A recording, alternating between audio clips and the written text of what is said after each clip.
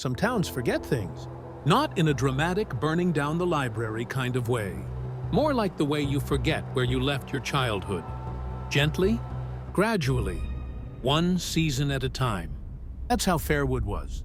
A small, fading town nestled between two dead highways and a forest that had more legends than birds. People didn't move there. They stayed, or they got out. And most who stayed had long since stopped looking up. But John Palmer always looked up. 58 years old, retired mechanic. Vidover, lived alone in a white house with a green roof that he fixed himself. Woke up at 6, fed the strays, walked with a limp, talked to no one. The kind of man you see every day but never really notice. And maybe that's why he noticed what others didn't. It was a Tuesday when he saw it. The cemetery gate. Bent. Not just old and rusted. Bent. As if someone had grabbed it with two massive hands and pulled it apart. The lock had snapped clean. One side dangled, loose on its hinge. The other scraped the gravel. John had passed this cemetery 100 times. It wasn't marked on any map. No signs, no visitors. Just a stone wall, moss-covered gravestones, and a rusted gate that was always locked. People in town called it the Old Quarter. But no one really knew who was buried there. John stopped walking. He stared at the gate, and something in his chest tightened. Not fear, not curiosity, a quiet kind of respect. The next morning, he came back. With tools. He didn't ask anyone, didn't post about it. Just walked down the gravel path with a folding stool, a box of bolts, and a can of oil. It took him 2 hours. He reset the hinges, realigned the posts, sanded off the rust. By the time the sun reached the treetops, the gate stood straight. Closed clean. No more drag. No more bend. He didn't open it. He didn't want to. 6 days later, the letter came. There was no return address, just his name. John Palmer Fairwood, USA, and a strange symbol in the corner. A barely visible embossed crest. Not military, not medical, just official. Inside, a single sheet of paper, typed, crisp, black ink on ivory paper. We thank you for your maintenance of classified property. Do not return to the site. Your contribution is acknowledged. At the bottom, a line. Fort Thurman, Taos, Dept. 17. That base, he remembered. It was 40 miles west. Officially decommissioned in 1996. He stared at the paper for a long time. No signature, no explanation, no lie in the tone. Just a fact. John wasn't a man given to fantasy.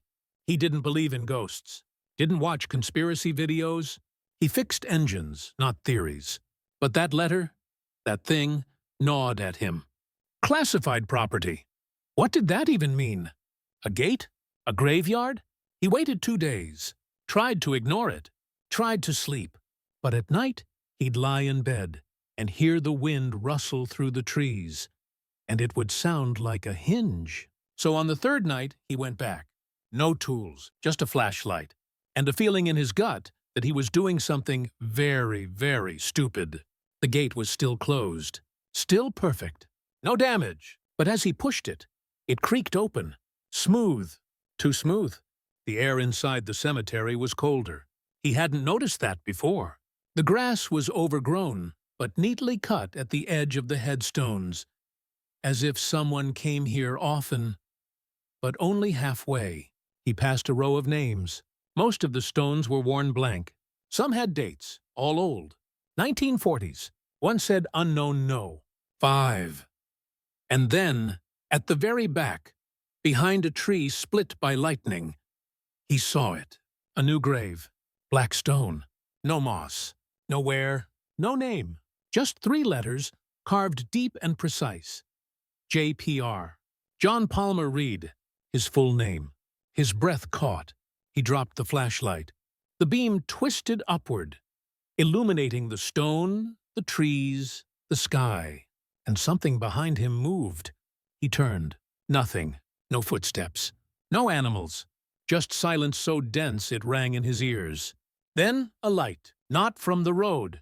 Not from the moon. It came from the center of the cemetery. a low blue pulse rising from the earth. John stepped closer. It came from beneath an old, broken cross. One of the graves marked only with numbers. The soil was loose, disturbed, recently dug, and beside it, a coin, flat, silver, unmarked, cold, even in his hand. Then a voice. "You shouldn't be here, mister." "Read." He spun around. There was a man standing just beyond the tree line. Tall, gray coat, no flashlight, no insignia, just watching. John said nothing. The man stepped forward, slowly, like walking through fog. The letter was clear. "This ground is not yours." John tightened his grip on the coin. "What is this place?" The man smiled. Not kindly. A boundary. Between what was and what still listens. He pointed at the gate. "You closed something you weren't meant to find. Be grateful it hasn't opened again." Then he was gone. No sound. No step. Just missed where he'd been. John stumbled backward. Out the gate. Down the road. He didn't stop until he was home. It took John 3 days to convince himself he wasn't losing his mind. He didn't talk to anyone. He didn't go near the cemetery. But the coin stayed in his pocket like an anchor. Cold, smooth, and heavy with questions. On the 4th day, he drove out west. Fort Thurman. The base was supposed to be shut down decades ago. But when he reached the entrance, he saw freshly painted signs. A single black vehicle parked by the gate. A camera turning silently to follow him. And standing beside the chain-link fence was the same man. This time, he wore a black uniform with no name tag, only a silver pin, the same symbol from the letter's seal. John stepped out of the car slowly. "I just want answers," he said. The man gave a thin smile. "Answers don't come easy, mister. Read. Why my name? Why that grave?" The man looked past him, toward the tree line.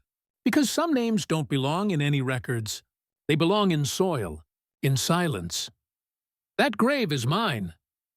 "Not yet," the man replied. "But it was. Once," John froze. "You were listed. Kia, 1974. Operation not even your government knows by name." "I wasn't in the military." "No, not this time." It didn't make sense. John didn't serve. He wasn't born in 1974. He had no connection to Fort Thurman, or so he thought.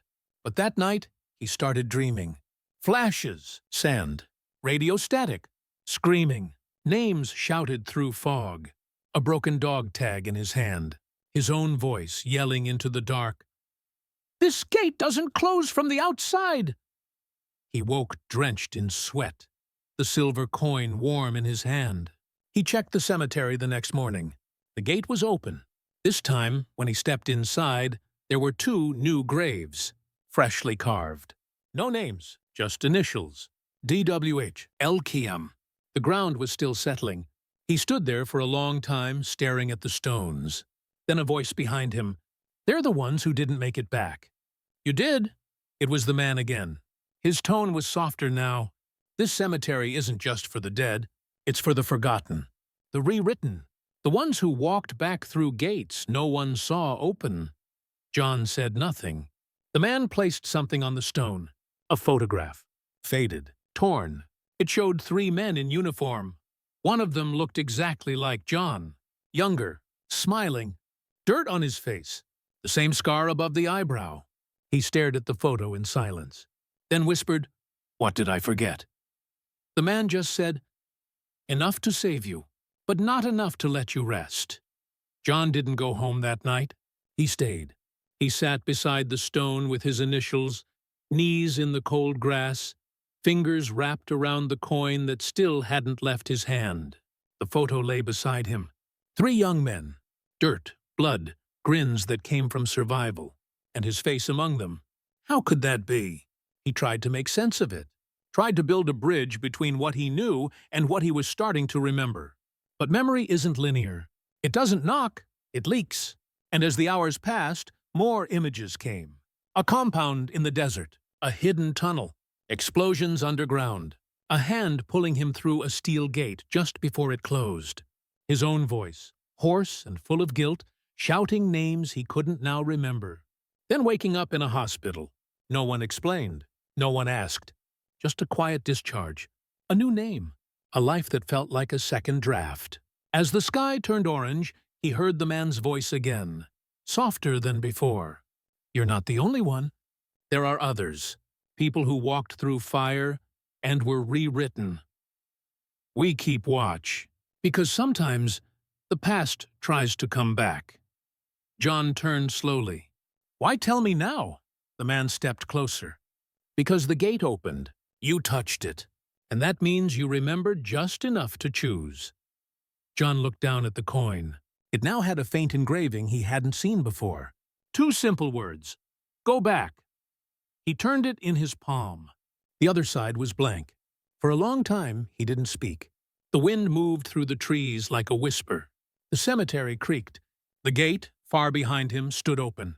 What happens if I go back? You'll be who you were. And if I don't? You'll forget. Everything. This time for good.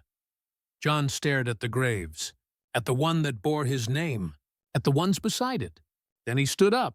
He walked to the gate, paused, and without looking back, flipped the coin into the air. In Fairwood, the gate stood closed again. The grass had been cut, the stones cleaned. The wind didn't howl as loudly through the trees anymore. No one saw who did it. No one heard anything strange. But the next time someone passed the old cemetery, they noticed something. A new headstone. Black. Smooth. It bore 3 letters. JPR. And beneath them, a short inscription. Some things return. Others remain.